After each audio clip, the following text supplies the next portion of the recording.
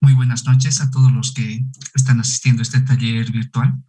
Eh, un taller virtual que es el segundo taller gratuito que estamos realizando respecto de regularización de derecho propietario, analizando lo que es la Ley 247 y sus modificaciones. Este segundo taller gratuito está auspiciado por la Fundación Microjusticia Bolivia, una institución con más de 15 años de servicio a la comunidad. El objetivo del presente taller es empoderar a la población, ¿no? Tiene el objetivo de facilitar a que la población tenga este empoderamiento legal respecto de regularización de derecho propietario. Hacemos notar y aclaramos a todos los asistentes que el formulario de registro va a estar habilitado desde la finalización del presente taller hasta la medianoche de hoy. Los certificados de participación que se están elaborando en base al registro que se va a realizar se van a entregar hasta durante el mes de abril. Debido a la gran cantidad de asistentes que hubo, se va a ir desarrollando poco a poco, pero sí se van a entregar a lo largo del mes de abril. Ahora, permítame introducir a la doctora Patricia Ríos, miembro de la Red de Abogados de Microjusticia Bolivia, que como compromiso del taller número 1 nos habíamos comprometido a iniciar este segundo taller respondiendo a las preguntas que nos habían realizado en el taller número 1. Entonces, a continuación voy a proceder a dar lectura a las preguntas. Doctora, le agradecería mucho que nos pueda responder a las mismas. Nos han hecho preguntas en las diferentes redes sociales, tenemos preguntas de YouTube. Efraín Ventura Cruz nos pregunta, quisiera saber si la regularización masiva, ¿no?, que usted señala, cuando se trate de urbanizaciones, pero ¿qué pasa cuando no es una urbanización? Y las personas a demandar son varias, y no como en una urbanización que se trataría de uno solo, ¿no?, una sola persona a demandar. Entonces, ¿cómo podríamos absolver esta duda, doctora? Buenas noches a todos. Nuevamente es un placer para mí continuar con los talleres. Espero que hoy podamos también absolver todas sus preguntas y continuar con la parte que falta, ¿no?, de la Ley 247, que es amplia. Una vez más, agradeciendo a la Fundación Microjusticia, ¿no?, por permitirme también llegar a la población a quienes se les trata de colaborar de esta forma para que ellos también puedan y tengan, ¿no?, las herramientas de poder defenderse, ¿no?, y conocer a detalle lo que es la ley. Bien, pasando a responder la pregunta que se realizó en el YouTube. Sí, en cuanto a al caso de una regularización masiva, mire, no solamente se trata de una sola persona. En este caso vamos a tomar en cuenta que es un conglomerado, varias personas que tienen el mismo interés, ¿no?, de regularizar su inmueble. En este caso, lo que ya para fines legales se requiere es tener identificada claramente a la persona quien fue la propietaria, ¿no?, de ese inmueble o de ese lugar, ¿no? Si es una urbanización, pues de esa extensión donde están ocupando. No necesariamente tienen que hacerlo individual, no pueden hacerlo en conjunto, y la ley no especifica cuántas personas pueden iniciar el proceso. Si es más de 2, ya se puede considerar masivo y tener obviamente un solo abogado, una sola demanda, pero individualmente se va a dictar sentencia, ¿no? Si hay alguna persona que no cumple con los requisitos, el juez no considera que se debe dar sentencia a favor, entonces dará solamente sentencia a favor a los que sí corresponde, y a los que no, pues la sentencia será individual y no corresponderá. Es esa la situación de las regularizaciones masivas. Gracias, doctora. Pasemos a una segunda pregunta. Pamela Julián nos pregunta, una vez que se ha llenado el formulario de ProRevi con una fecha anterior, ¿es necesario presentar el de la fecha en que se entregan los documentos o se puede presentar el formulario anterior? Bien, con relación al formulario ProRevi, bueno, en este taller vamos a ampliar un poco más también con relación a las funciones que tiene esta oficina, y señalarle que El llenado no tiene una fecha de caducidad, es decir, que si hoy lo lleno, ya puedo utilizarlo. Lo único que sí tiene tal vez es que hay que esperar 48 horas después del registro para que esto pueda llevarse a derechos reales conjuntamente con todos los demás requisitos y documentos para ingresar el trámite. Entonces, el único plazo que habría que esperar es que pasen 48 horas después del registro.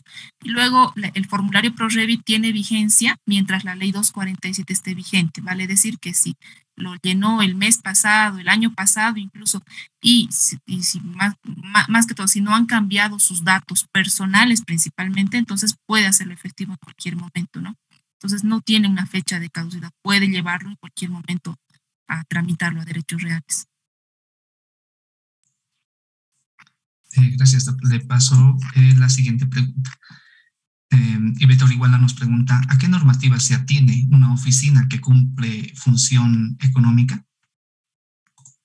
Del anterior taller sí, evidentemente hemos hablado sobre cuál es la finalidad, el objetivo de la ley 247 y se basa en regularizar inmuebles que estén destinados a vivienda.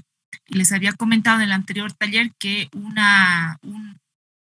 inmueble que no esté destinado a vivienda no puede ser regularizado con la ley 247. Evidentemente para oficinas, locales comerciales que no tienen la finalidad de vivienda, existen otras normativas, ¿no?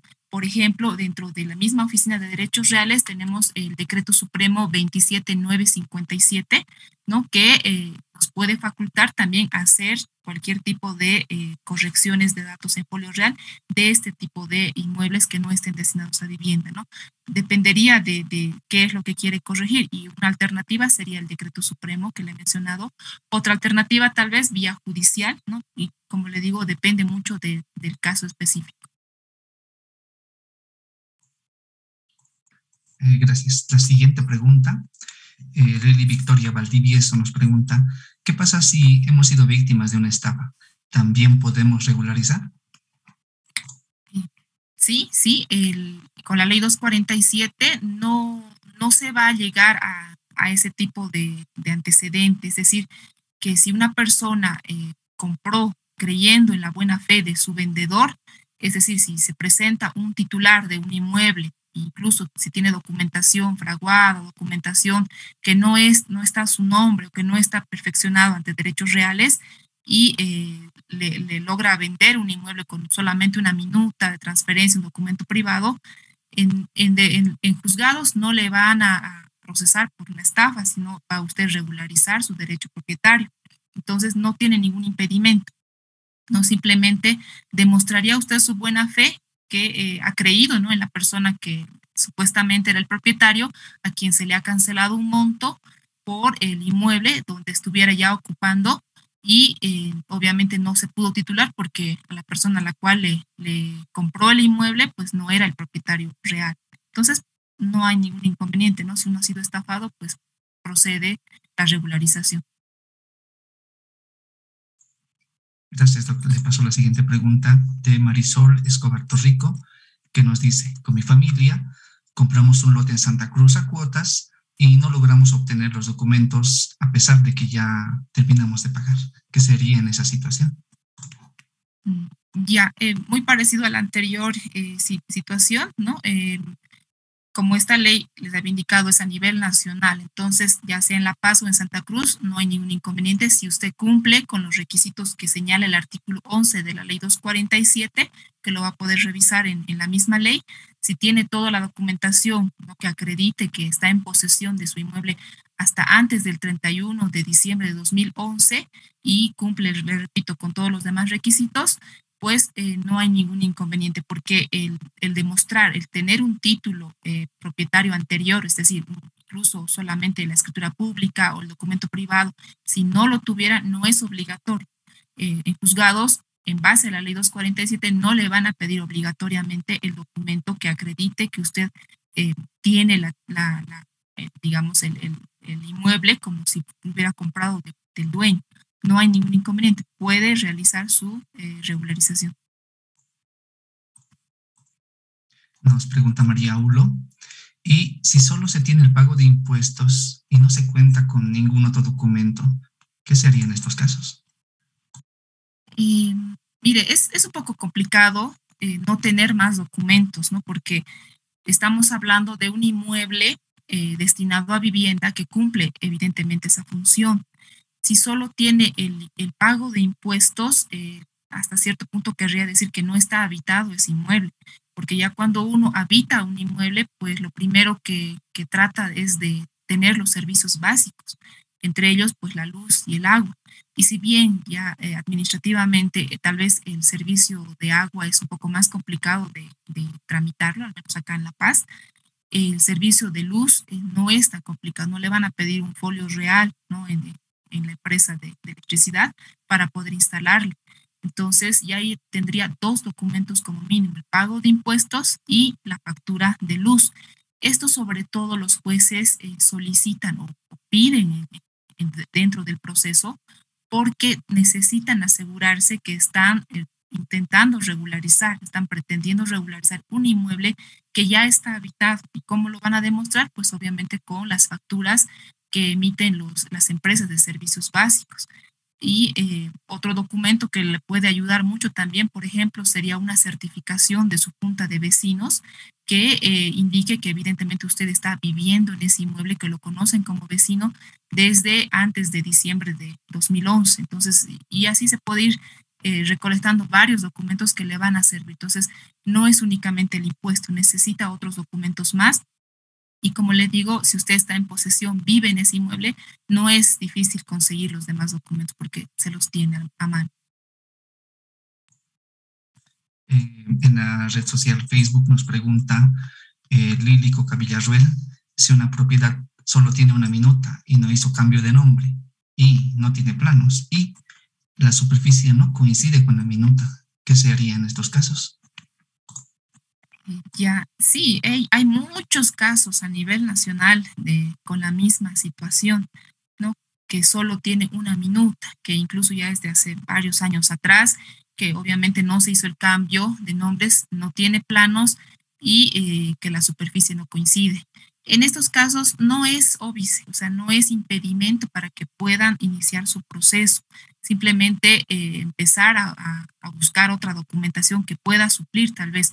Por ejemplo, si no tiene los planos, pues podría empezar a tramitar los planos. Si la zona cuenta con planimetría aprobada en la alcaldía, no va a tener ningún problema, ningún inconveniente en tramitar o en realizar su plano con un arquitecto, hacerlo visar por la alcaldía y tener ya ahí clara la superficie actual.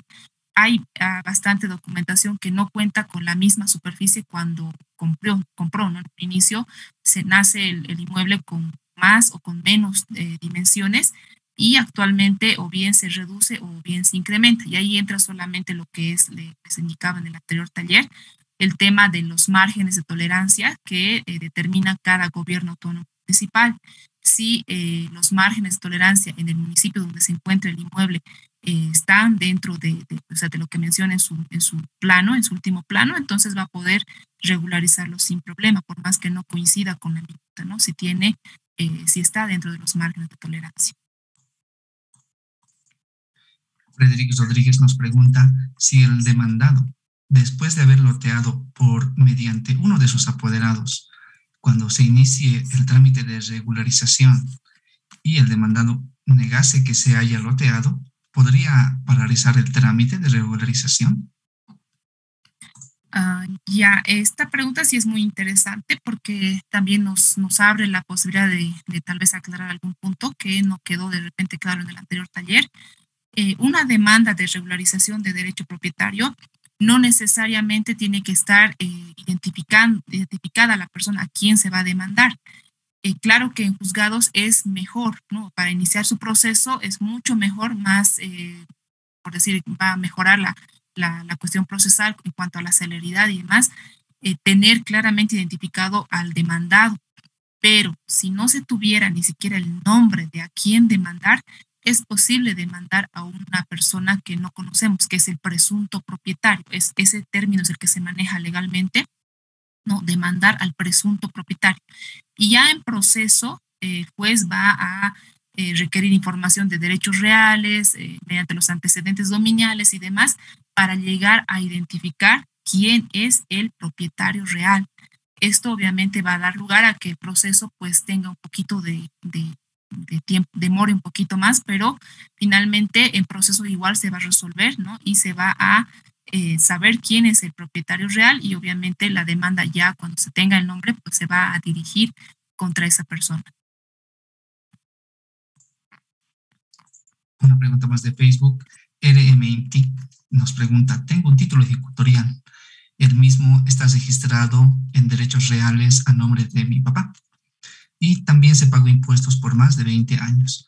¿Puedo regularizar el derecho propietario como heredero? Ya, mire, en esta pregunta igual nos abre otra situación que ya les había comentado en el anterior taller. Cuando se trata de títulos ejecutoriales, la mayor parte de las veces, y si no es que incluso en todas, se trata de extensiones mayores, extensiones grandes de terreno. Ya estaríamos hablando de hectáreas, de 1 hectárea, 2 hectáreas, 10 hectáreas o incluso más. Y tratándose de hectáreas, ya para empezar, contradice un poco cuál es el objetivo de la ley 247, como les había vuelto a indicar ahora.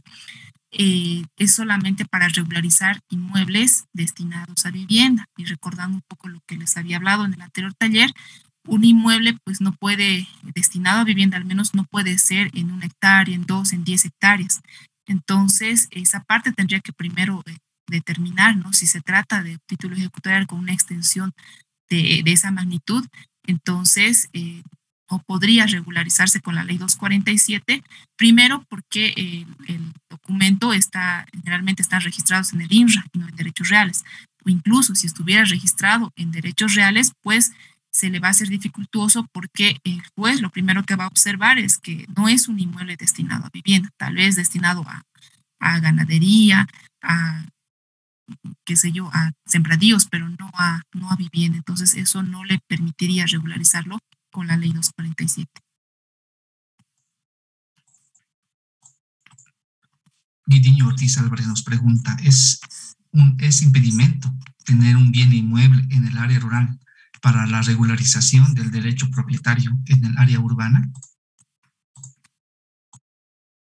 Ya, no es impedimento, ¿no? Si bien la ley 247 exige, ¿no? Que el bien inmueble que pretende regularizar sea el único bien a nivel nacional y por eso es que se pide entre uno de los requisitos el certificado de no propiedad de derechos reales que debe salir negativo, ¿no? Para efectos de iniciarse el proceso, pues si en ese mismo certificado de no propiedad sale una propiedad, pero en el área rural que claramente se identifica, ¿no? En derechos reales, eh, esto no es problema, no es inconveniente y tampoco no va a ser motivo de observación del juez, ¿no? Porque se trata de un inmueble que no está destinado a vivienda. Por lo tanto, es pasible a regularizar el inmueble que sí está ubicado dentro del área urbana y que sí cumple una función de vivienda. Entonces, no hay problema si una persona tiene un inmueble en el área rural y quiere regularizar un inmueble en el área urbana. No tiene por qué haber un problema.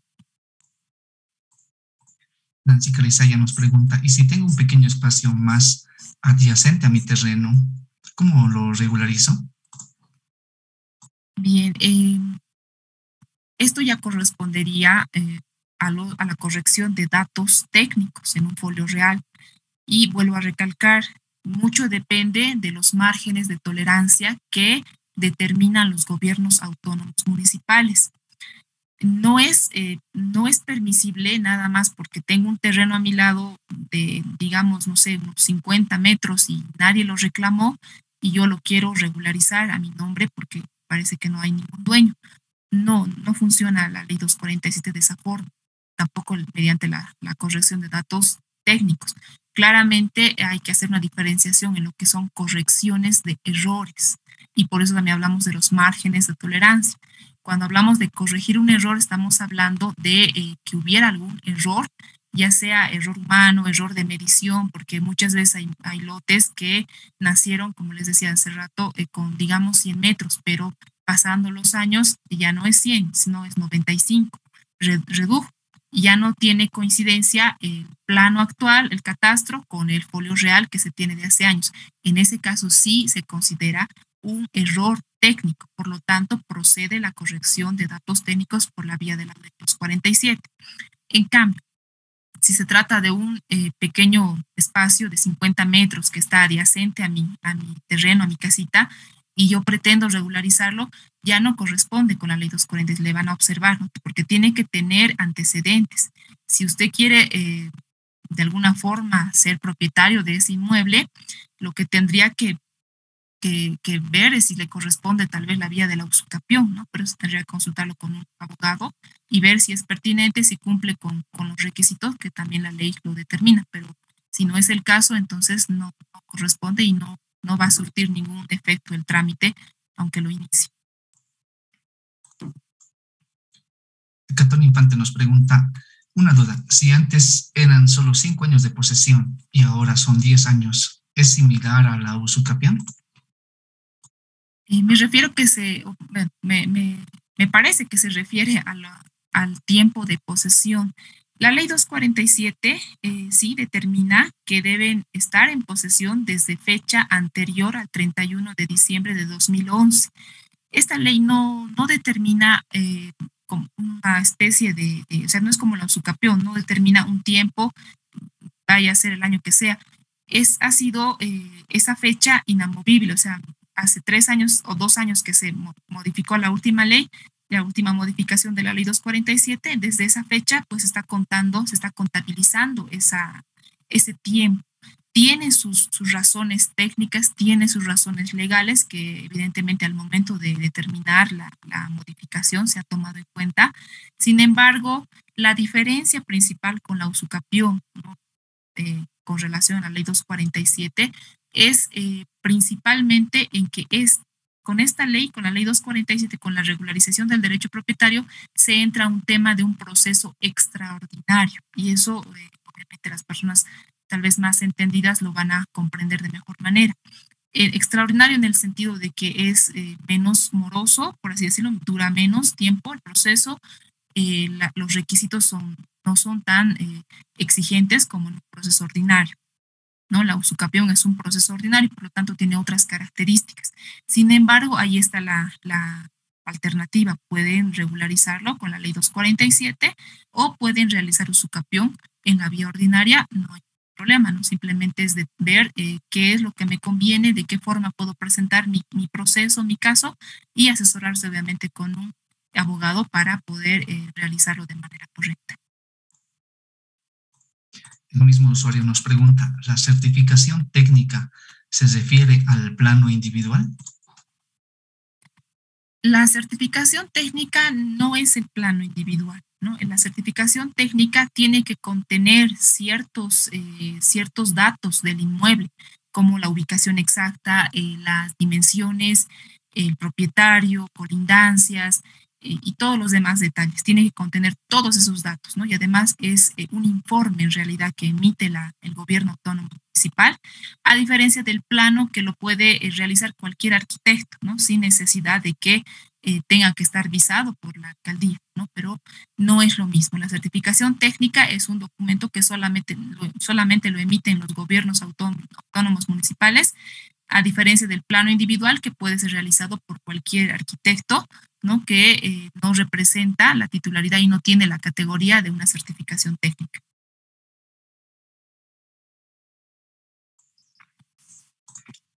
Nos pregunta Pamela Cruz Mamani, conjuntamente con la demanda, ¿qué debe presentarse como prueba? Está en el artículo 11 los requisitos básicos que conjuntamente con la demanda lo más esencial es pues el carnet de identidad, una fotocopia, ¿no? El croquis, la documentación pertinente que acredite el tiempo de posesión, por ejemplo, las certificaciones de las juntas de vecinos, los pagos de impuestos, las facturas de agua, de luz, si tiene otros servicios como el cable, tal vez el de gas, si tiene algún otro documento también que esté relacionado con su inmueble, pues lo puede presentar, ¿no? Toda esta documentación puede acompañar a la demanda y iniciar el proceso en juzgados. Nos pregunta Guidiño Ortiz Álvarez, ¿cuál es el procedimiento para la adición de datos de identidad? El procedimiento para los datos de adición de datos de identidad no está contemplado en la ley 247, ¿no? Porque la ley 247, vuelvo a recalcarles, es para corregir datos que ya estuvieran registrados en el folio real.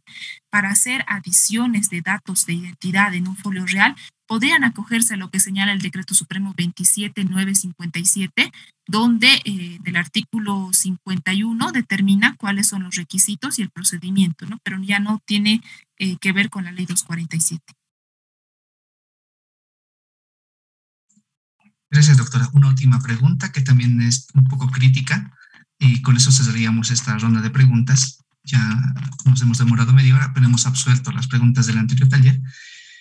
Nos dice Carmen Rosa Carvajal Bernal, ¿por qué se modificó la adición de superficie que inicialmente se la hacía vía administrativa y ahora necesariamente se tiene que recurrir a la vía judicial? Asimismo, cuando uno procede al registro en el PROREVI, el tiempo para que pueda esperar para su registro es bastante, ya que, por ejemplo, hoy registro los datos en PROREVI, mañana acudo a las oficinas en derechos reales y aún no se puede realizar el trámite, ya que manifiestan que se debe esperar 24, 48 horas, siendo que si se trabaja con un sistema debería ser inmediato. Esos aspectos deberían tomarse en cuenta para mejorar la forma de aplicación de la ley 247. Sí, bastante crítica la pregunta. Bueno, la ley 247 determina ciertas características y ciertas particularidades para cada proceso, para cada caso. Entonces, imagino que van a tomar en cuenta, ¿no? Una vez que modifiquen esta ley, estas críticas, estas características que está determinando. Sin embargo, a lo que yo le puedo responder con relación, por ejemplo, a la demora de habilitarse el formulario PROREVI una vez que se tenga registrado, es porque Derechos Reales tiene que absorber los datos que PROREVI registra. Entonces, en PROREVI es inmediato, el formulario les entregan inmediatamente o lo puede imprimir directamente una vez que llene el formulario. Sin embargo, es Derechos Reales que a través de su sistema deben absorber toda esa información, como es esto nacional. Entonces ahí es donde tienen un poco de dificultad en cuanto al tiempo. Por eso se espera de 24 a 48 horas para que ese formulario PROREVI pueda ser utilizado en el trámite que corresponde. Gracias, doctora. Agradecemos el tiempo que ha dedicado para responder las preguntas del primer taller. También nos sirve como método de retroalimentación para poder recordar lo que habíamos avanzado inicialmente en la anterior semana. Y con esto vamos a dar pie a que proceda ya con la exposición de la segunda parte del taller de regularización de derecho propietario. Entonces, le agradecería pueda iniciar su ponencia y al final de la exposición ya vamos a responder exclusivamente las preguntas que tengan que ver con esta segunda parte, ¿no? Ya no vamos a responder preguntas del primer taller. Entonces, le cedo la palabra, doctora, y adelante con su exposición.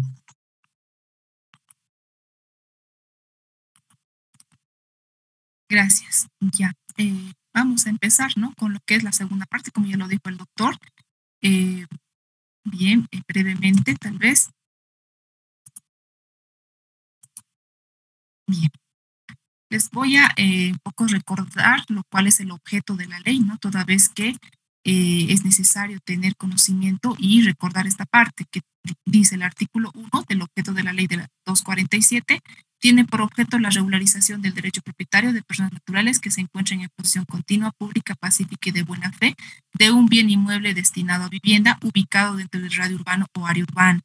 Vuelvo a repetir esta parte porque es importante también tomar en cuenta estos tres aspectos, ¿no? Que va en beneficio de personas naturales, que se puede regularizar bienes inmuebles destinados a vivienda que estén ubicados dentro del radio urbano o área urbana. Entonces, esos son los parámetros que determina la ley 247 en su artículo primero.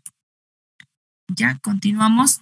Aquí vamos a ver algunas definiciones también que lo hemos visto en el anterior taller, pero que nos van a ayudar un poquito también a entender esta segunda parte.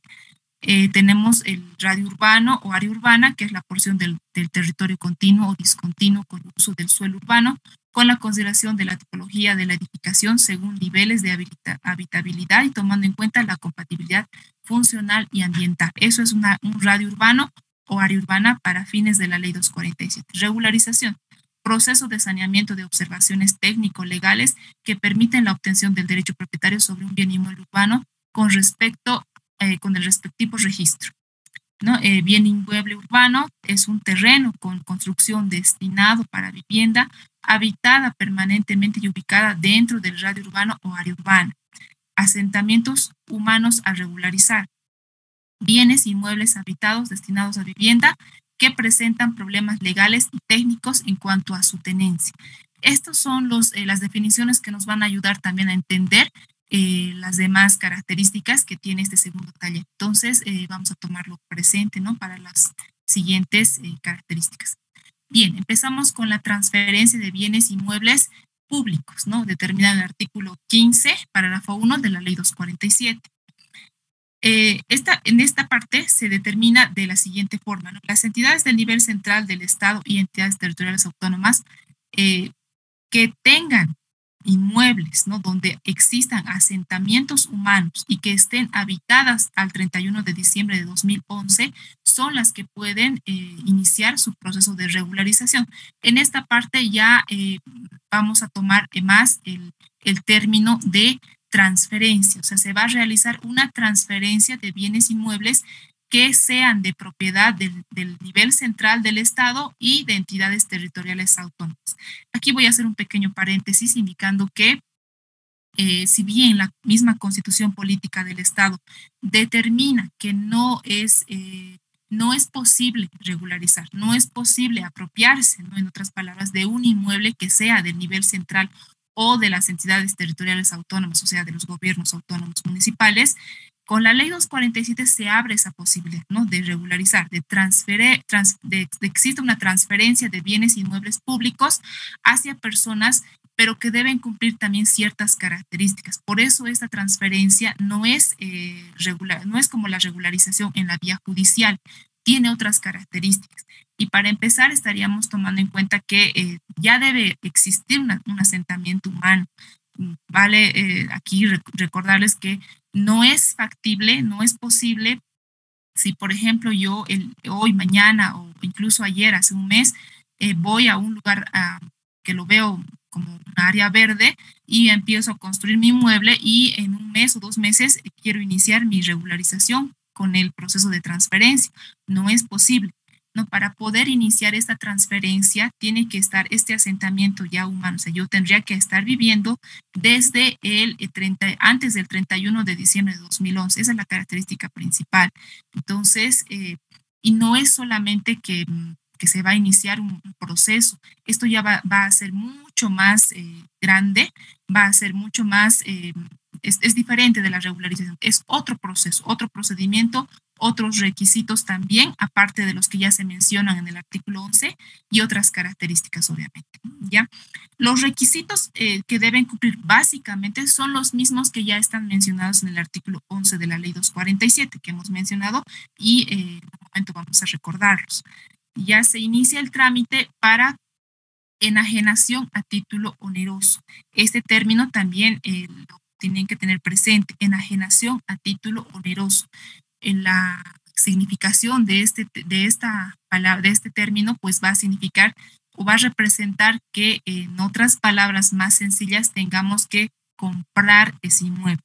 No, si bien existen asentamientos que nunca han regularizado, asentamientos humanos que viven en inmuebles del nivel central o de los gobiernos autónomos municipales desde antes del 31 de diciembre de 2011, con este procedimiento tendrían que comprar, ¿no? En otras palabras, pagar un justiprecio por ese inmueble donde están ocupando actualmente, ¿ya?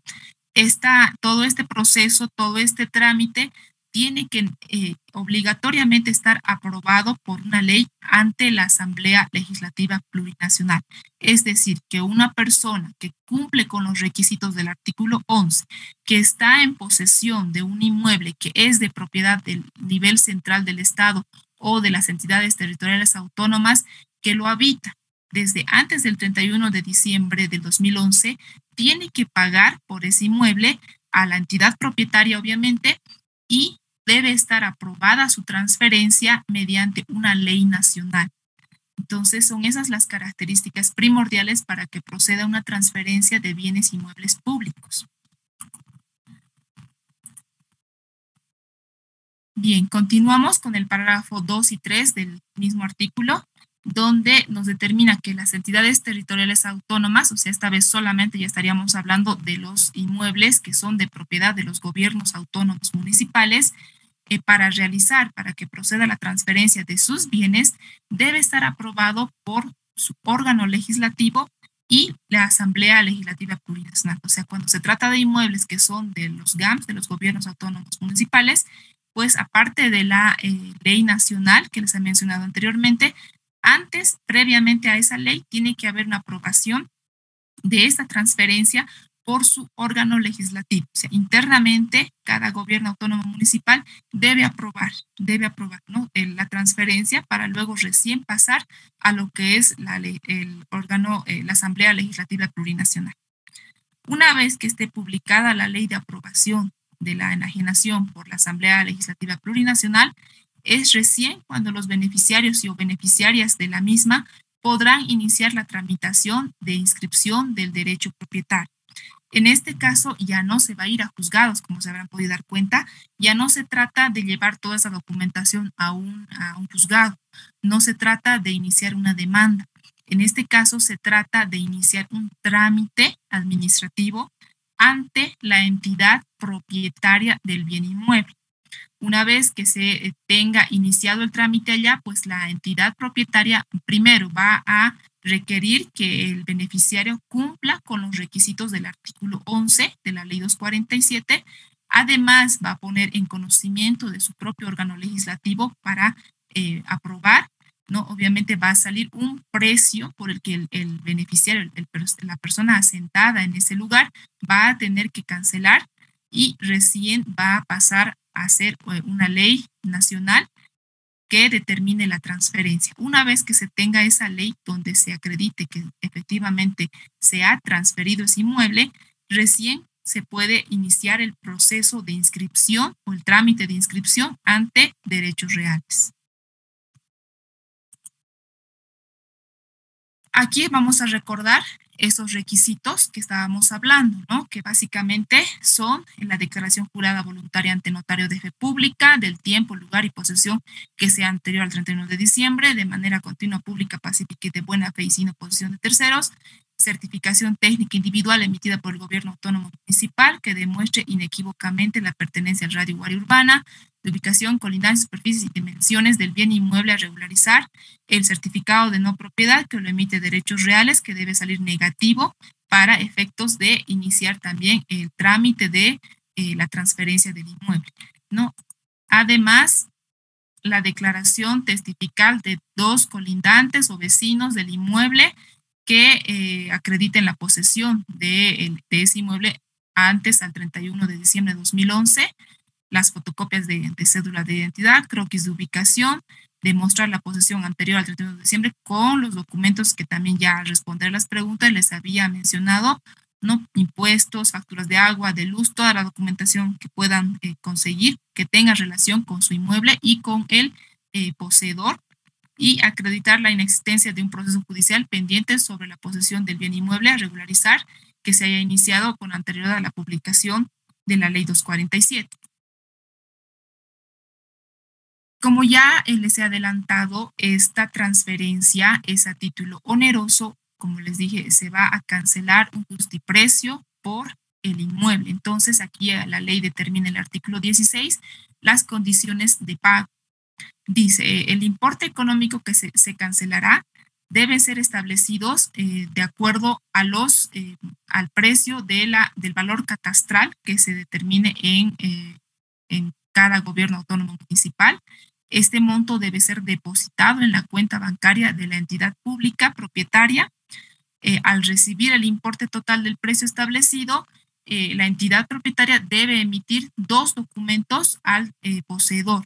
El primer documento es la escritura pública de transferencia con la descripción del predio, y el segundo es un plano aprobado que indique la ubicación exacta con referencias geográficas y límites. Estos dos documentos necesariamente tienen que ser entregados una vez que se haya cancelado por el precio. Pero saben ustedes, ya les he detallado, antes de todo esto, saben todo el procedimiento, ¿no? Esto ya es cuando se está cancelando, se está pagando por el inmueble y los documentos que la entidad propietaria debe entregar al poseedor de ese inmueble.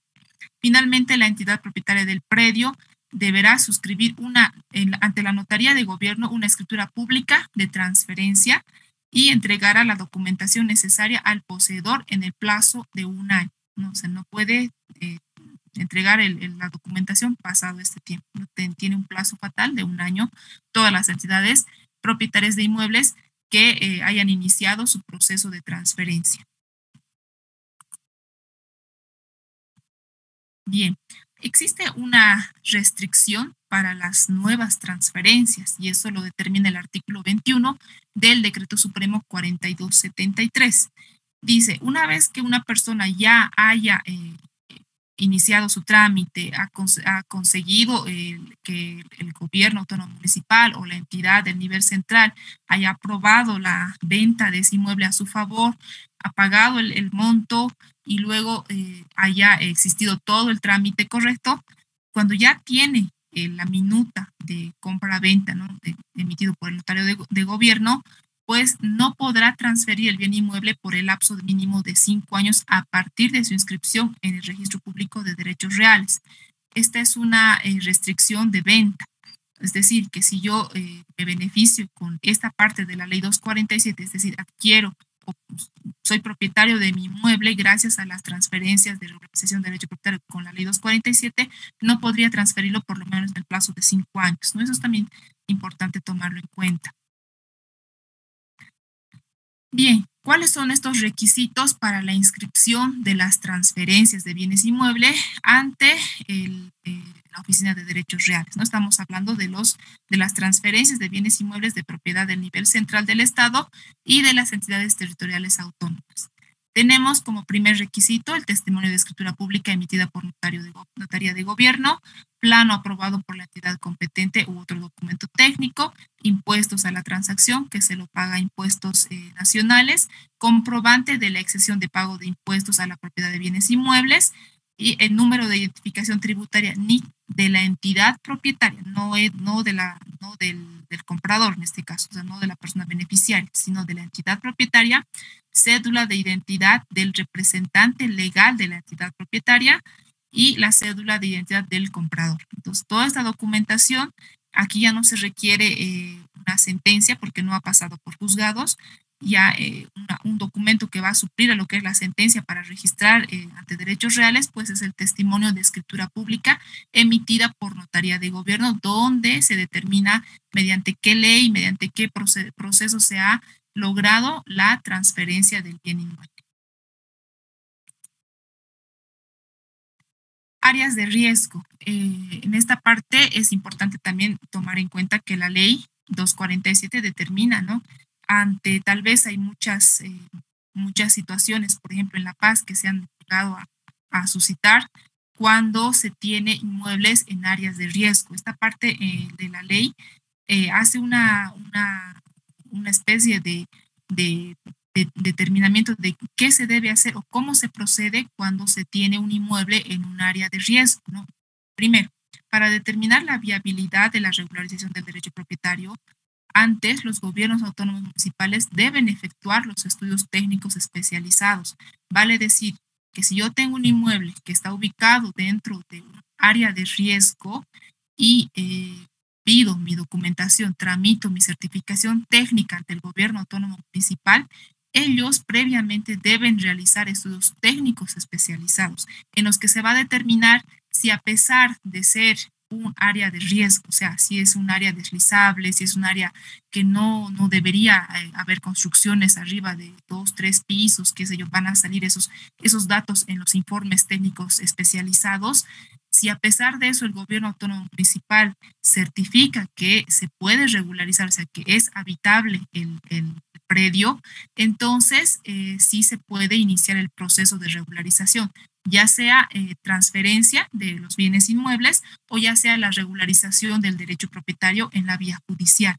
Esto va a depender mucho del informe que emitan los gobiernos autónomos municipales. Ya estos informes obviamente señala la ley que deben estar netamente y restrictos a los criterios técnicos definidos por el órgano ejecutivo del nivel central del Estado. Hay ciertas características que un territorio debe cumplir para ser habitable, ¿no? Y no se podría regularizar, por ejemplo, un inmueble por ninguna de las vías, ni administrativa ni judicial, si el gobierno autónomo municipal determina que es un área de riesgo y que no se puede tener un inmueble habitado en ese predio. Por lo tanto, no va a corresponder, ¿no? Si no, el gobierno autónomo municipal no emite la certificación, pues obviamente no va a poderse iniciar ningún proceso. ¿Y cuál es la razón? La razón es que el inmueble está ubicado dentro de un área de riesgo, ¿no? Que le impide poder regularizar su inmueble a través de la ley 247. Entonces, esta parte es muy importante para no confundir y no tratar de determinar que la ley va a proceder en cualquier momento o en cualquier situación. Tiene ciertas características, como bien lo había indicado en el primer módulo, incluso en el que se determina cuáles son las características que deben cumplir los inmuebles destinados a vivienda para que puedan iniciar en la vía judicial o en la vía administrativa su regularización. Bien, llegamos a la parte de los casos particulares y problemas comunes. Acá lo voy a dividir en dos partes porque se tiene, primero, problemas generales identificados ante los gobiernos autónomos municipales y derechos reales. Son dos entidades que tienen relación directa con la ley 247 y a esta parte vamos a hablar también de manera general, no tanto de la regularización en la vía administrativa como la regularización en la vía judicial. Ya, estos son los casos muy generales, porque evidentemente hay muchos más y debe haber un sinfín de casos a nivel nacional. De acuerdo a cada municipio se dan los problemas, ¿no? Con la aplicación de la ley 247. Pero aquí he querido un poquito hacer referencia a los principales, ¿no? A los que son más generales y los que podrían repercutir ya sea en La Paz, ya sea en Santa Cruz, en Cochabamba, y que de alguna manera dificultan el eficaz cumplimiento de lo que dice la ley 247 con relación a la regularización. Con relación a los gobiernos autónomos municipales, los problemas identificados serían los principales, el conflicto de límites jurisdiccionales que tienen, solamente hablando de La Paz, ¿no? Del Alto, de Viacha, tenemos un montón de problemas con relación a los límites jurisdiccionales, ¿no? Que un inmueble puede pagar impuestos a incluso dos municipios, ¿no? A La Paz y a Palca, por decir, ¿no? Y pasa en eso mucho, hay muchos casos. Y esto dificulta que se pueda iniciar los procesos de regularización. Entonces, esto no lo va a solucionar la ley 247. Sin embargo, se debe tomar en cuenta estos problemas porque esto impide el cumplimiento de la ley, ¿no? No se puede efectivizar una regularización del derecho propietario en la vía judicial, principalmente cuando se tiene conflicto de límites jurisdiccionales. Es una de las razones por las que en derechos reales o en los mismos juzgados no se inicia un proceso de regularización. Ya otro problema pues sería el cambio de uso de suelo de los asentamientos humanos. Muchas veces también se ha visto que si viene un inmueble, nace con destino de vivienda, posteriormente los gobiernos autónomos municipales los cambian el uso de suelo y ya no es de vivienda o de residencial, ya pasa a ser como un área verde, área de equipamiento. Entonces eso también es, primero debe ser solucionado este problema por los gobiernos autónomos municipales y posterior a ellos recién van a poder realizar cualquier tipo de trámites o proceso con la ley 247. La delimitación de sus radios o áreas urbanas, eso también es un poco complicado. Tal vez no le compete tanto a los gobiernos autónomos municipales, pero sí está dentro de sus funciones. O sea, cada alcaldía, cada gobierno autónomo municipal tiene la obligación de determinar ellos deben iniciar su trámite de delimitación de sus radios y áreas urbanas. Para ello se sigue todo un procedimiento que bien les había indicado en el primer taller, que no lo puede hacer una persona particular, debe ser a nivel institucional por los gobiernos autónomos municipales para poder tener definidos sus radios o áreas urbanas, ¿no? Cuando se tenga la delimitación de los radios o áreas urbanas, es que recién se puede regularizar, por ejemplo, en la vía judicial. En la vía administrativa, esta parte no es un problema, pero sí lo es en la vía judicial. Y finalmente, los márgenes de tolerancia. Como los gobiernos autónomos municipales son autónomos, ¿no? Entonces, no se les puede, no hay forma de que se unifiquen los márgenes de tolerancia, no hay forma de determinar que si en La Paz es el 10%, en el Alto es 5% y en Santa Cruz es quizá el 15 o 20%, no hay forma de unificar. Esto a veces trae conflictos cuando uno quiere realizar su corrección de datos técnicos, ¿no? Porque se cree que va a poder realizarlo cuando choca con la situación de que no lo puede hacer porque no está dentro de los márgenes de tolerancia, ¿no? Porque el gobierno autónomo municipal no ha determinado la superficie que uno tiene o quiere regularizar como dentro del margen de tolerancia. Entonces, esto ya cada gobierno autónomo municipal y cada persona que tenga su inmueble en los diferentes municipios debe averiguar en su municipio cuál es el margen de tolerancia en caso de encontrarse con un problema de un error de un dato técnico en su folio real. No hay, lo primero que hay que hacer es averiguar cuáles son los márgenes de tolerancia que su gobierno autónomo municipal determina para la ley 247 y una vez identificado eso, pues recién podrá iniciar su trámite de corrección de datos técnicos. Eso con relación a los gobiernos autónomos municipales. Ahora voy a pasar a determinar algunos detalles con algunos problemas generales que se tiene identificados en derechos reales. También incluso ya adelantándonos en las preguntas que han realizado las personas que se han conectado al Facebook y al YouTube, hablaban sobre las adiciones de nombres en folio real. Ya les he aclarado y les vuelvo a señalar que no es posible adicionar ningún dato de identidad, ningún dato que tenga que ver con nombre, apellido, dentro del folio real con la ley 247. Para hacerlo pueden seguir otras alternativas, ¿no? La principal es todo lo que está determinado en el Decreto Supremo 27957, que pueden, a la que pueden acogerse para realizar una adición, ¿no? Que es muy diferente que una corrección, y eso ya lo hemos aprendido en el primer taller. La ley 247 corrige, no adiciona. Entonces, es un problema que se viene tropezando tal vez porque una persona pretende adicionar un nombre y no lo puede realizar con la ley 247, pero sí existen otras vías legales por las que puede realizar ese trámite. Ya, en esta parte también, en el segundo punto, en los errores cometidos por la Oficina Registradora de Derechos Reales. Es evidente a nivel nacional y principalmente en los títulos muy antiguos, se ha cometido un montón de veces errores, ¿no? Que son propios de los jueces registradores de derechos reales, ¿no? Que han transcrito mal los datos de la escritura pública al folio real y se ha tropezado bastante. Pero ahora, ¿cuál es la situación? Si son de folios reales que tienen data de hace unos años, 5, 10 años atrás o tal vez más, entonces sí o sí tendrían que acogerse a lo que es la ley 247 si cumplen con los requisitos y poder solicitar la corrección de estos datos por la vía administrativa.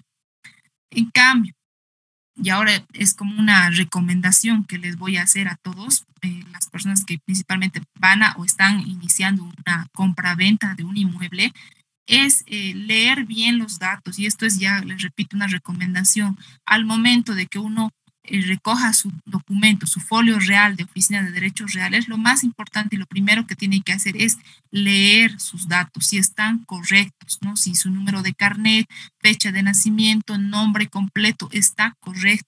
En el caso de que estuviera algún dato erróneo, tienen la posibilidad de poder en ese mismo momento solicitar su corrección.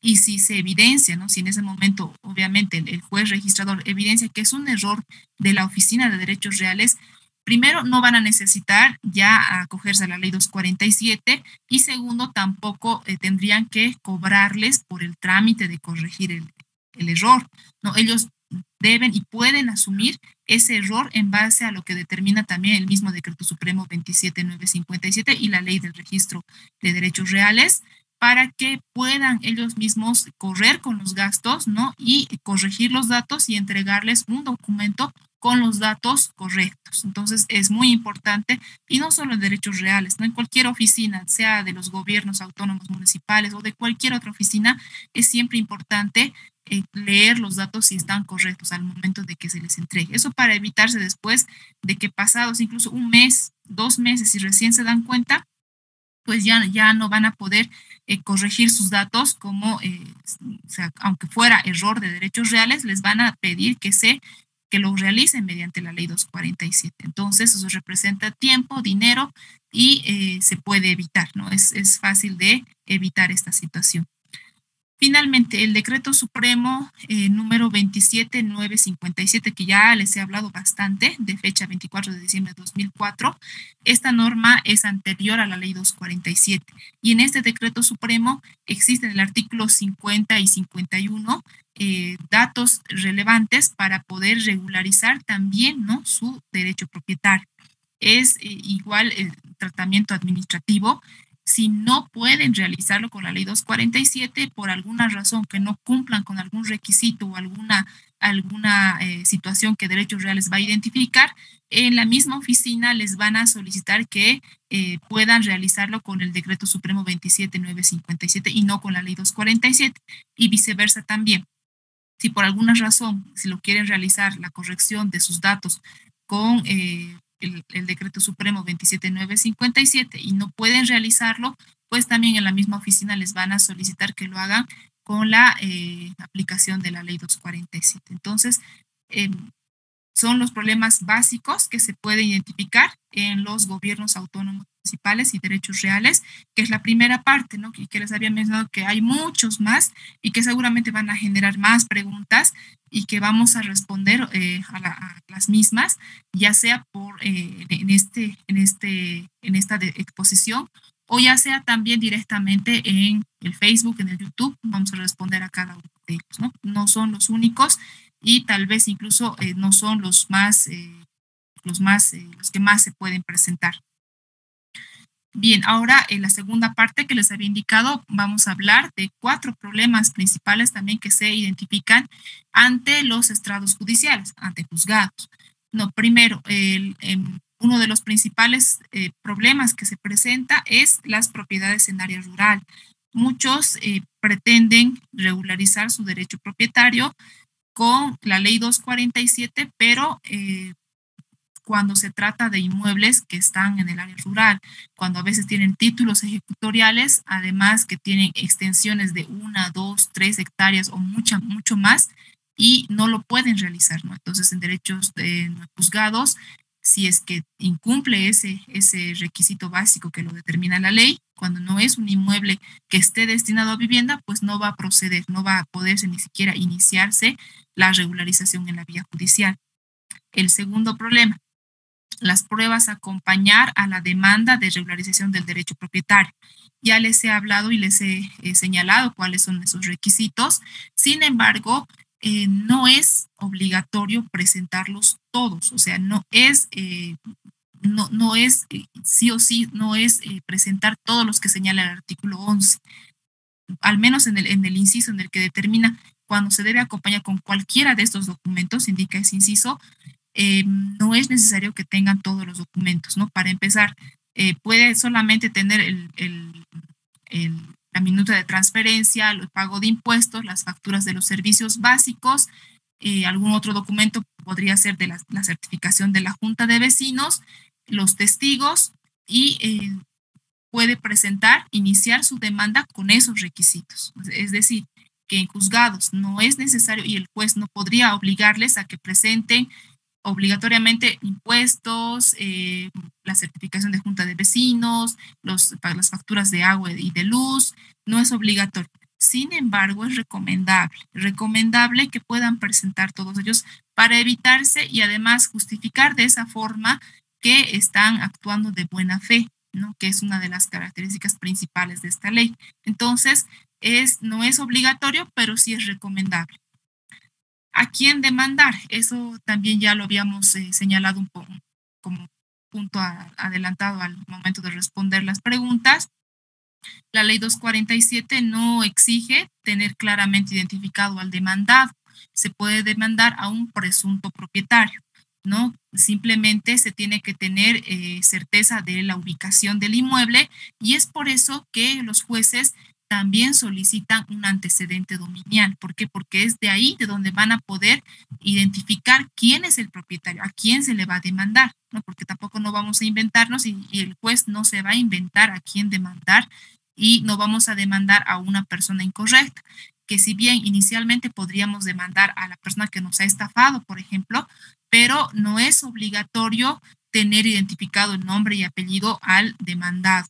Tampoco es obligatorio, la ley no determina que este demandado se encuentre con vida o que tengamos las referencias de dónde vive, de dónde trabaja. No, no es obligatorio y no es necesario. Si tenemos el nombre, el apellido, incluso ojalá y pudieran tener también el número de carnet, es mucho más fácil, ¿no? Porque así ya se puede solicitar al Ceresi la información, ¿no? El juez lo va a realizar dentro del proceso para que Ceresi certifique dónde es el último domicilio de esa persona y se pueda tener ya al demandado claramente identificado, además de dónde notificarlo cuando se esté ya en proceso.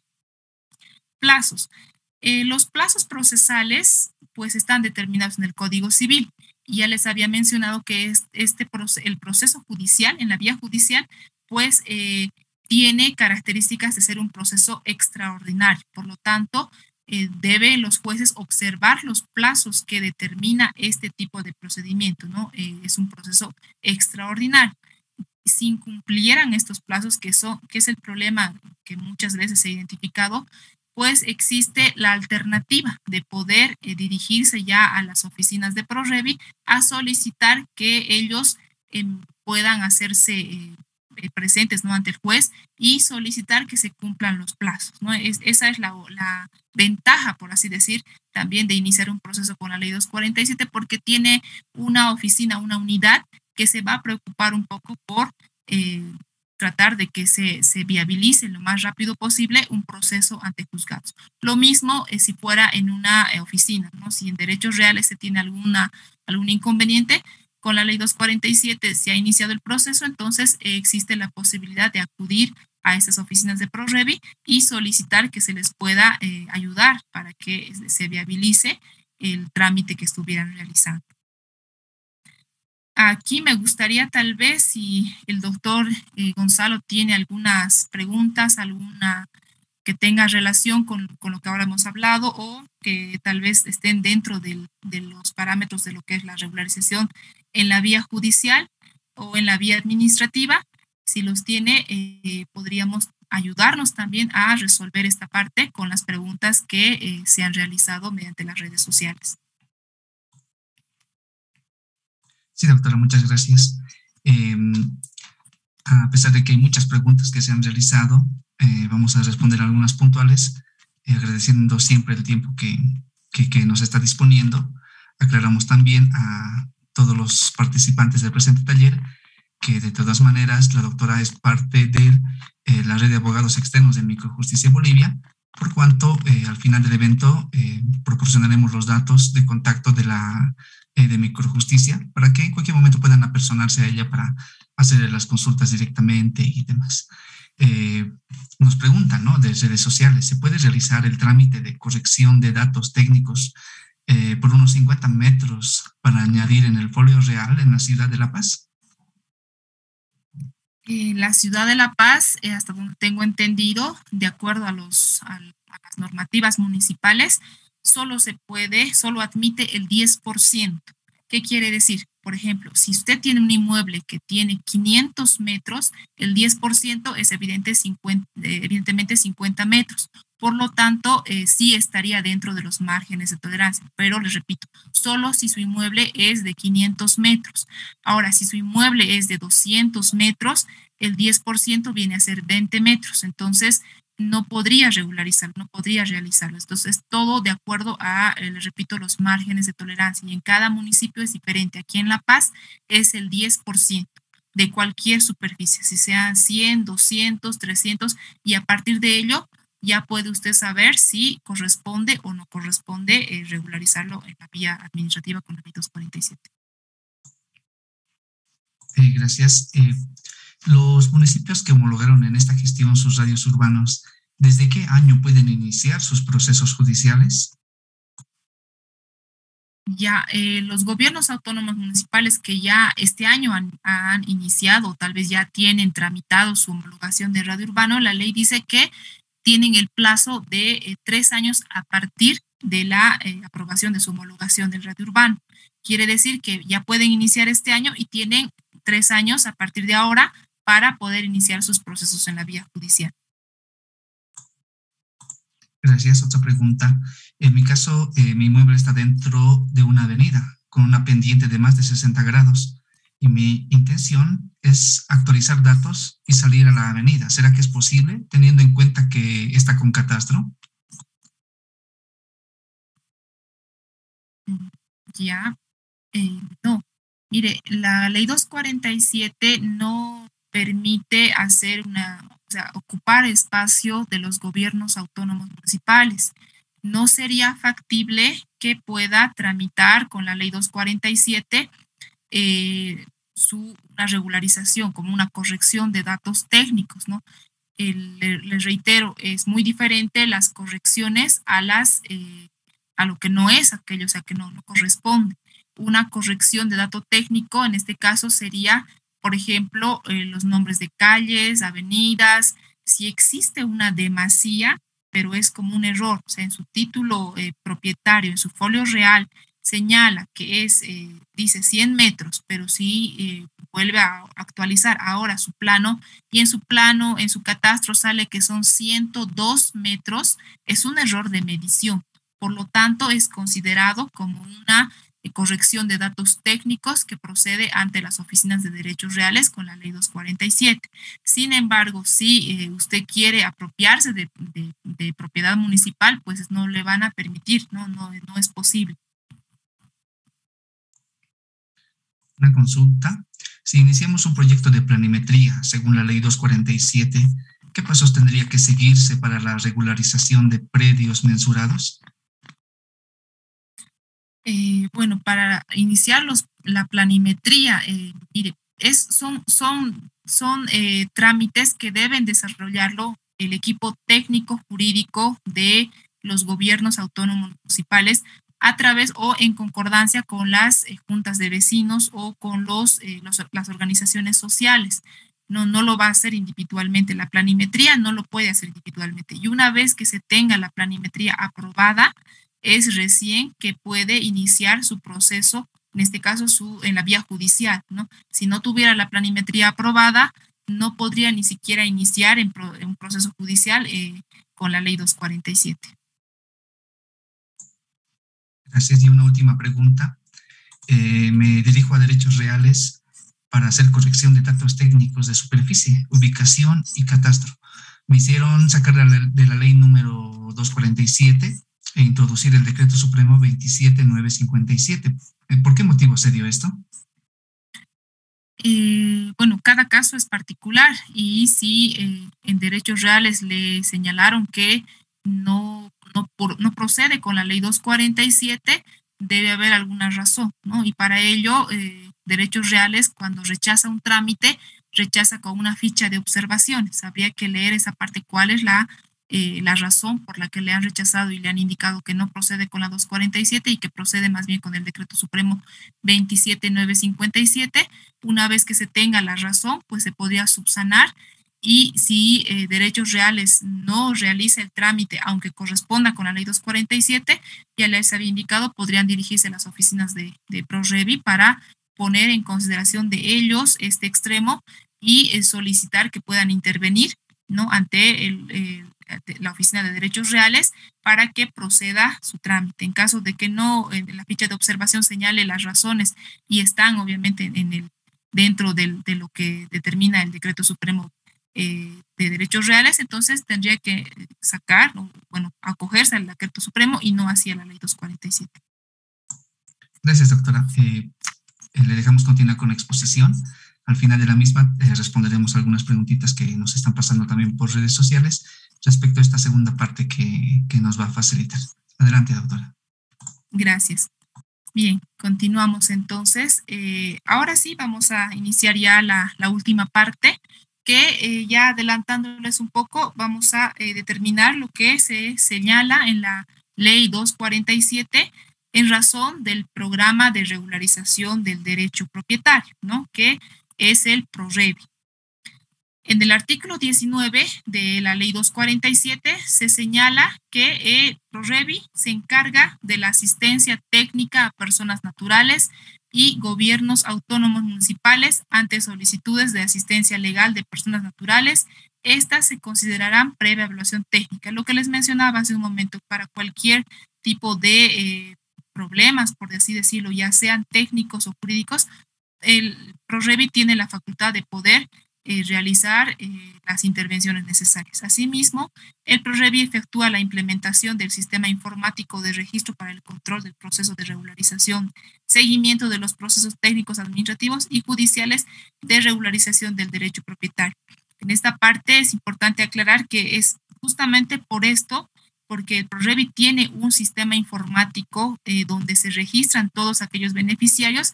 Es por esta razón que no puede haber, por ejemplo, doble beneficio, lo que les había mencionado en el primer taller.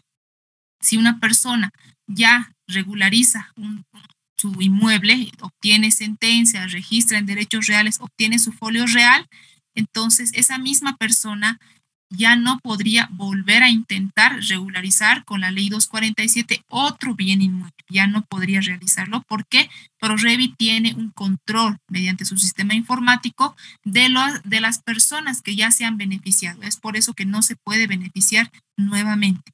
No, de la misma forma, si una persona ya realiza una corrección de datos técnicos o datos de identidad y se registra en el sistema PROREVI, pues tampoco ya no podría iniciar un proceso de regularización del derecho propietario en la vía judicial.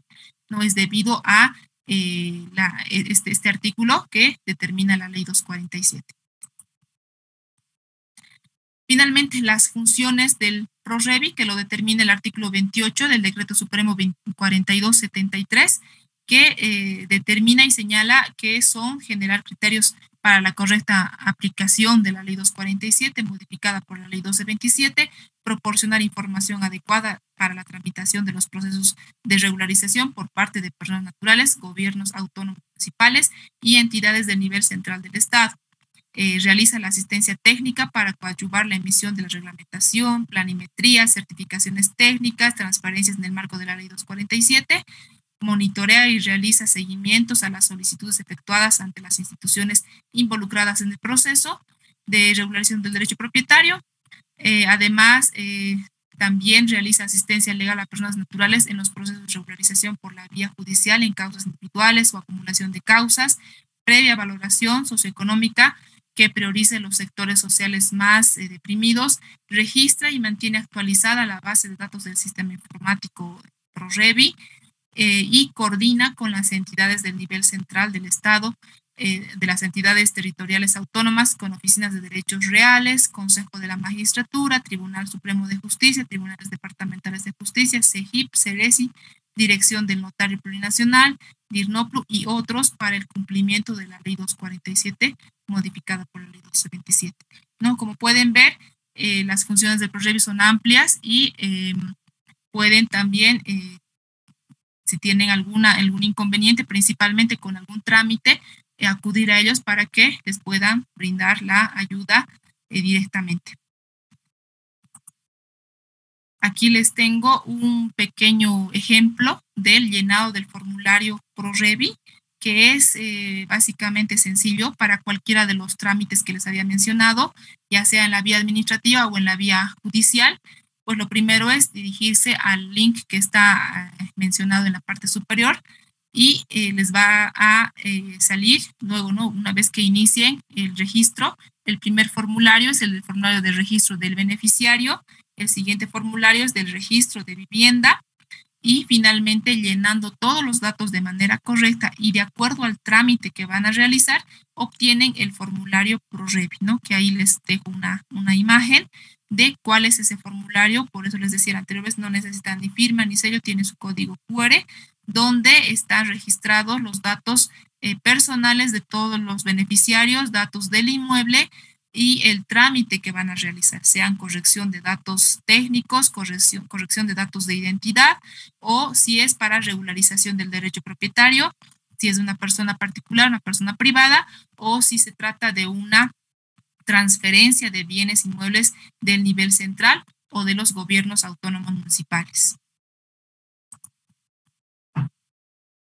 Bien, con esto habríamos concluido este segundo taller de que hemos referido el tema de las transferencias de los bienes inmuebles de públicos, y también hemos aclarado algunos aspectos y algunos problemas que se vienen tropezando con relación a los trámites y procesos que nacen con la ley 247, y finalmente cuáles son las funciones y las características del ProRevi. ¿No? Con esto quiero agradecer una vez más a la Fundación Microjusticia por la oportunidad de poder llegar a la población con toda esa información que es muy importante para que puedan tomarla en cuenta.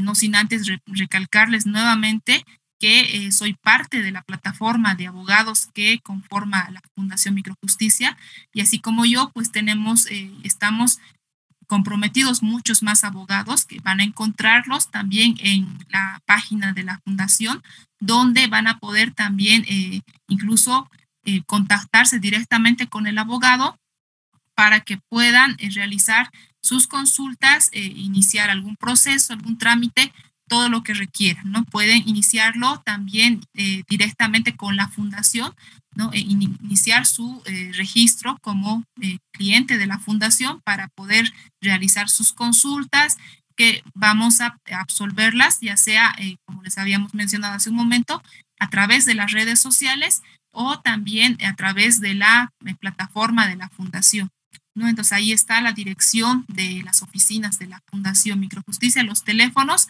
y al final también está el teléfono celular de la suscrita abogada quien les habla.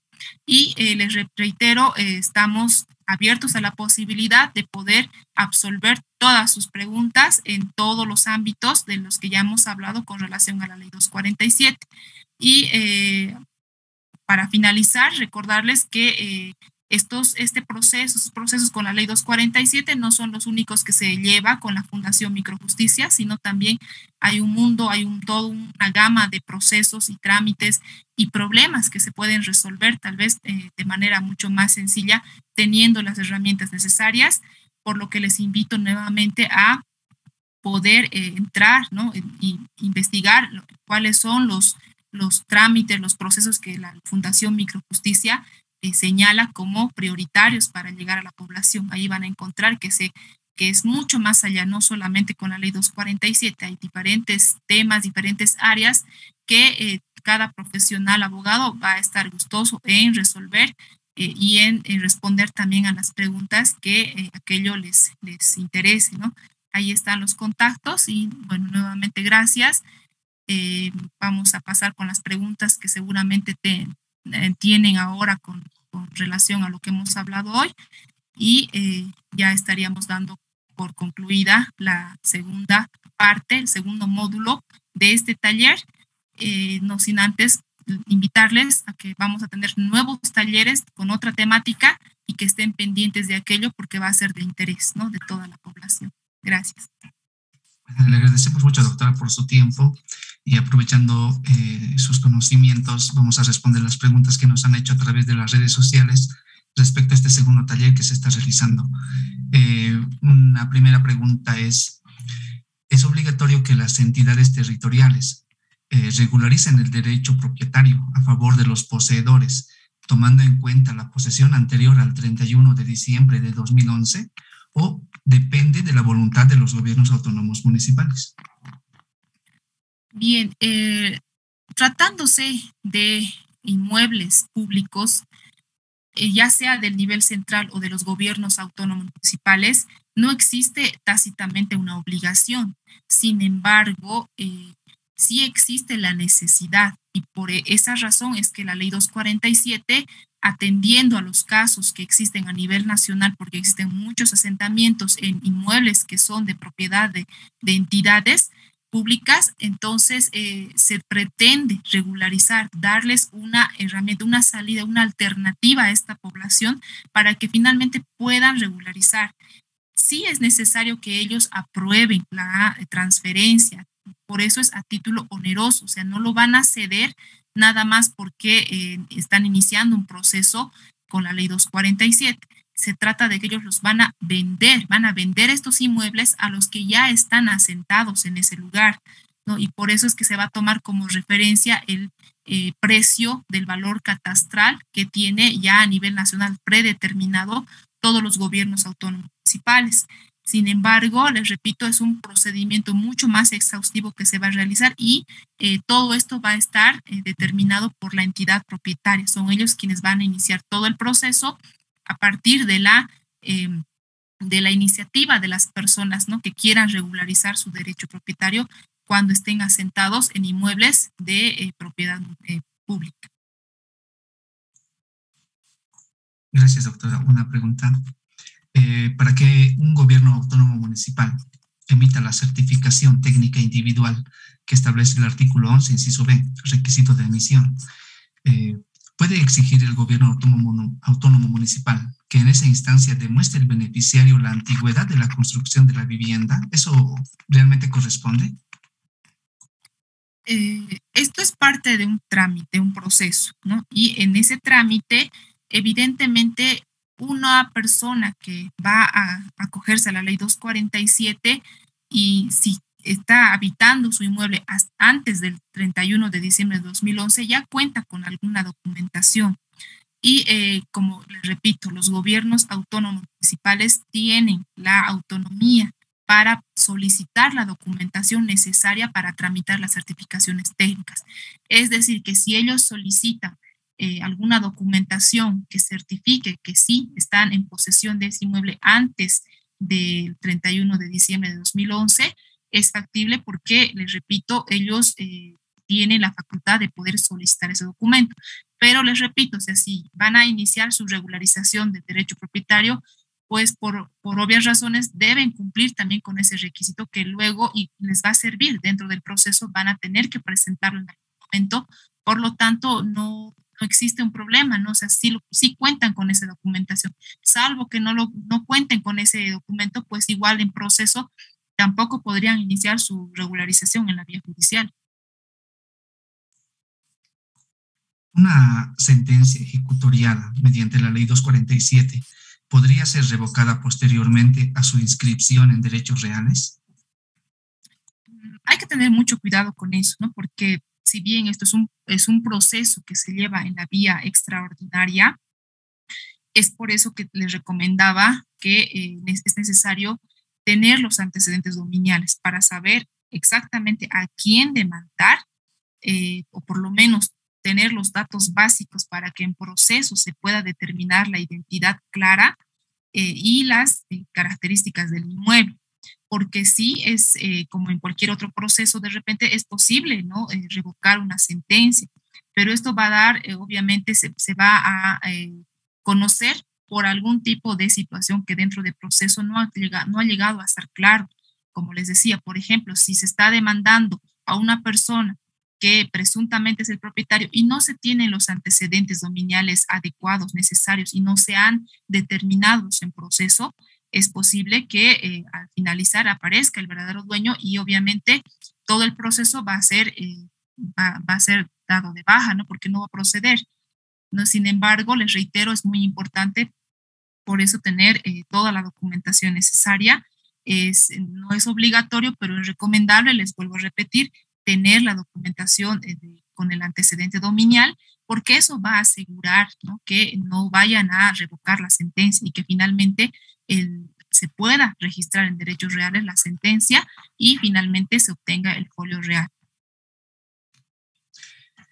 ¿Cómo realizar la corrección de datos técnicos de inmuebles de personas jurídicas? Ya, recordando lo que ya hemos hablado en el primer taller, no se puede realizar con la ley 247, ¿no? De personas jurídicas. Para ello podrían acogerse a lo que es el decreto supremo 27557, que determina en su artículo 50 y 51 cuáles son esas características, y podrían intentarlo por esa vía. Y si no resulta, si derechos reales no admite, podrían iniciarlo en la vía judicial, ¿no? Con un proceso judicial para resolver esta situación, pero no lo pueden hacer con la ley 247. Y una última pregunta. En este trámite en base a la ley 247, ¿qué tipo de tasas y montos tienen que pagarse y a qué diferentes instancias se tiene que realizar esto? Ya, con relación a los precios, mire, el proceso judicial en sí solamente da cuenta de los gastos procesales, ¿no? Que en cualquier proceso se deben realizar. Sin embargo, tal vez el monto que tiene más relevancia para cancelarse, tal vez es el que se paga una vez se tenga la sentencia ya detallada en juzgados, ¿no? Cuando tengan la sentencia, se tiene que pasar a pagar un impuesto de transferencia en impuestos nacionales. No es un monto general a nivel nacional. Eso también va a salir en razón al valor catastral y otras directrices que lo determina impuestos nacionales, para finalmente tener el monto que se va a realizar, ¿no? Entonces, ese monto tienen que, una vez obtenida la sentencia, ir a la Oficina de Impuestos Nacionales a poder conocer cuánto va a ser el monto que se va a cancelar por concepto de transferencia, y posterior a ello recién iniciar el registro ante derechos reales del bien inmueble. Agradecemos nuevamente a la doctora Patricia Ríos por habernos cedido su tiempo para darnos este segundo taller de regularización de derecho propietario. Ahora, por razones de tiempo, naturalmente no podemos responder a todas las preguntas. Sin embargo, ya dijo la doctora que tanto en la página web como en los números de contacto que tienen en pantallas pueden comunicarse directamente con ella. A continuación, y para finalizar el evento, vamos a ceder la palabra a la doctora Andrea León, directora del programa País de la Red Global Microjustice. Doctora, por favor. Muchas gracias, Gonzalo, y buenas noches a todas y todos que nos han seguido en nuestras redes sociales, tanto en Facebook como en YouTube. Agradecerles su participación en este taller, agradecerle primero a Patricia la predisposición, las ganas de querer compartir sus conocimientos con la población. A ti, Gonzalo, que también eres miembro de nuestra fundación, también agradecerte que hayas podido ser parte de este primer taller del ciclo de talleres que estamos iniciando este mes. E invitar a todos los que se han podido conectar a que nos sigan en nuestras redes sociales, a que sigan nuestras actividades, a todos los abogados que están siguiendo estas transmisiones, que puedan unirse a esta red tan interesante de abogados que trabajan por el bien social, que trabajan porque las personas conozcan sus derechos y por alcanzar de manera efectiva la justicia. Entonces, no sin antes reiterar las palabras de Patricia de que nuestro contacto es permanente a través de nuestra página de internet, que ha estado colgado el enlace en pantallas durante bastante tiempo, así como nuestras líneas telefónicas están siempre disponibles. También el contacto de vía Messenger y WhatsApp están habilitados en adelante para la población que tenga consultas, como bien lo decían, tanto en materia de derecho propietario como en otras temáticas que van a poderlas conocer a partir de su visita a nuestro portal. Vamos a hablar también de derecho de familia, vamos a hablar de derecho en otras materias de derecho comercial, vamos a hablar de derecho de extranjería en lo sucesivo. Entonces son temáticas muy interesantes que a la población le va a servir, le va a ayudar y lo va a acercar a sus derechos. Muchas gracias por haber prestado atención a las 2 jornadas de taller de la Ley 247 Y por supuesto estén atentos al envío de sus certificados que van a ser, como bien Gonzalo les ha señalado en la parte inicial de esta jornada, en el mes de abril. Entonces, si tienen cualquier consulta, nuestros números de contacto están habilitados para absolverles cualquier duda que tengan.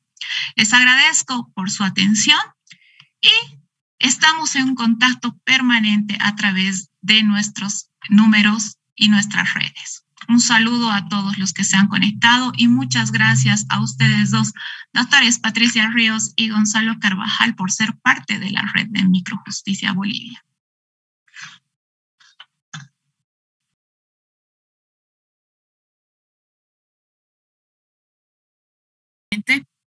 Gracias a la Fundación, gracias al doctor también y sobre todo a los participantes. Buenas noches.